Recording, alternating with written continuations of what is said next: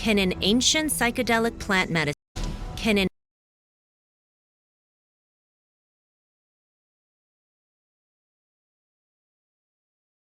ancient psychedelic plant medicine change one's DNA? A groundbreaking new study strongly suggests so. In this second part of our Gaia News special investigation. This is Gaia News.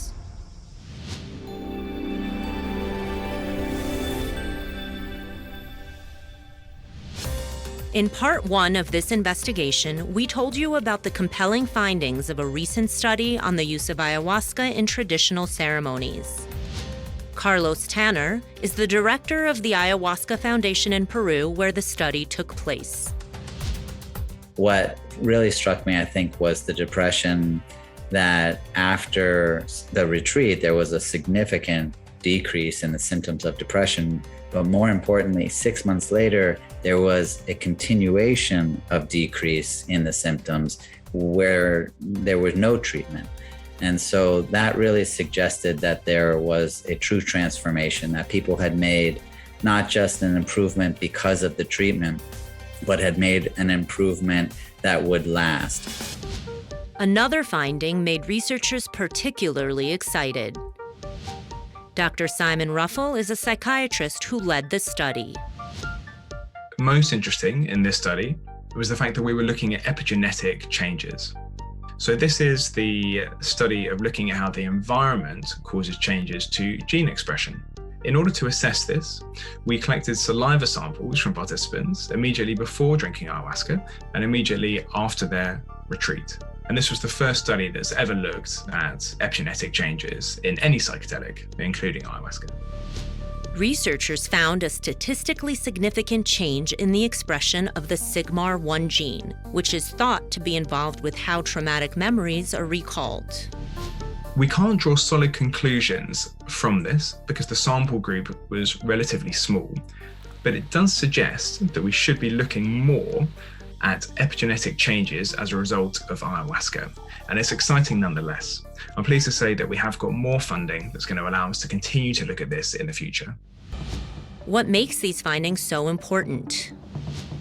This is potentially significant because instead of just changing the way that we're thinking about things, it could be altering the way that our DNA is expressed and having a real change on a biological level rather than just on a psychological level.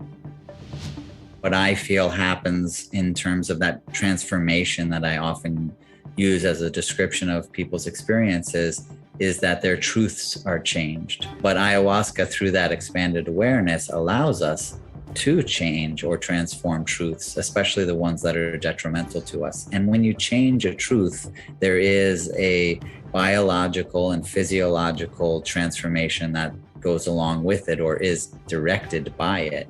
And so to me, if I were to look at the epigenetic results of the study, I would look at the transformation of a personal truth first, and then the genetic expression changing as a result of the consciousness shift. Just how ayahuasca brings about this profound shift has been the focus of study for decades.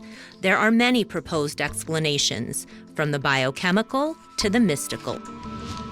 What is really unique to ayahuasca, although also present in other psychedelic medicines, is its ability to amplify sensory perceptive ability.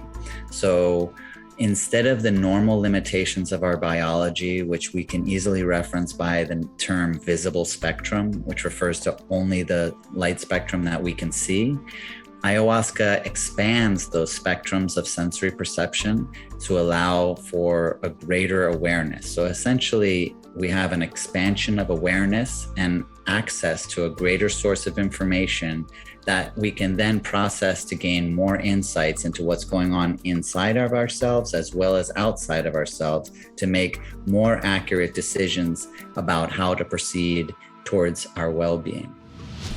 Those involved with the use of ayahuasca in traditional settings stress the importance of the deeply rooted tradition of the medicine.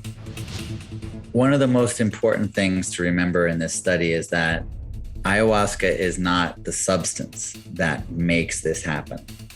not the way that we look at an antidepressant medication or a pharmaceutical product and the way that those are tested. What is being tested in this study is the tradition. It's the ideology and methodology, the ceremony, and yes, the ingestion of ayahuasca is a part of that, but it is the entire process that was able to produce those results. Given that other psychedelics like psilocybin and MDMA are now at the forefront of clinical study, could ayahuasca one day also be studied in a lab setting? Where does ayahuasca fit into this? And this is a difficult question. Ayahuasca is quite complex. Can it be used in a lab-based setting? Can it be used in a hospital setting? Will you lose things if you're not using it in a shamanic tradition? These are questions that we're trying to answer. We're beginning to look at ayahuasca more in lab-based settings and also trying to use some influences of indigenous knowledge.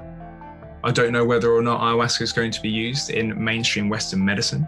Perhaps it will be used more in independent and private practices, almost like the way that acupuncture is. Only time will tell, but either way, it's exciting, and it's an exciting time for ayahuasca and the potential that it holds. Whether or not ayahuasca could or should be studied in a clinical setting will continue to be debated. But given just how healing this medicine has proven to be, all in the field agree that further research is necessary and could reveal a deep connection to our own essential nature. For a new perspective, this is Gaia News. For more information on this topic, check out this content on Gaia.